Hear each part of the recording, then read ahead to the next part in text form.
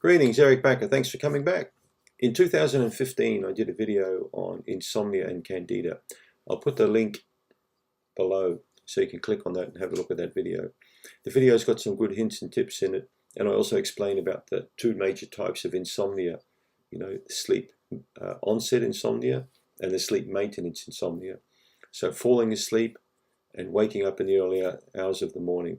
I've certainly seen links with both of these types of sleeping problems in Candida, but definitely check out the video in the description box below and have a look at that one, after you've seen this one, to give you a good idea. I think this video is quite important because I like to drive the point home with people about how blooming important sleep is. All right. As I mentioned in my 2015 video, I couldn't care less how little gluten you eat or how perfect your diet is.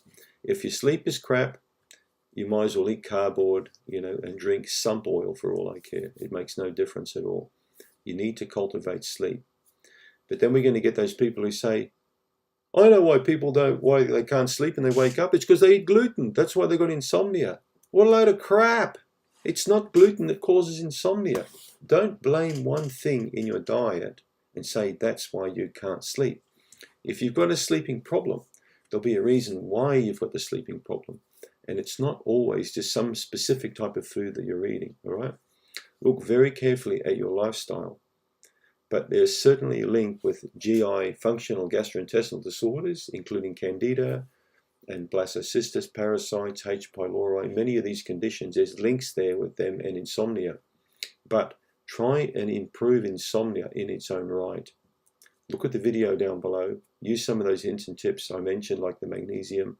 You may need a job change. You may need to get rid of a few people out of your life. Something may need to change. But if you've got insomnia and you've got Candida, they don't go well together. You want to really try and improve them as separate items altogether. So you'll need to be working on eradicating the Candida, but you'll also want to be working on improving your sleep function. When the sleep improves, your health improves significantly. Okay, I can't really stress the importance enough of the insomnia part. 1 in 3 people have got a sleeping problem. 1 in 3. Have you got a sleeping problem? It may have been one of the reasons why you got into Candida in the first place. Was it the chicken or the egg?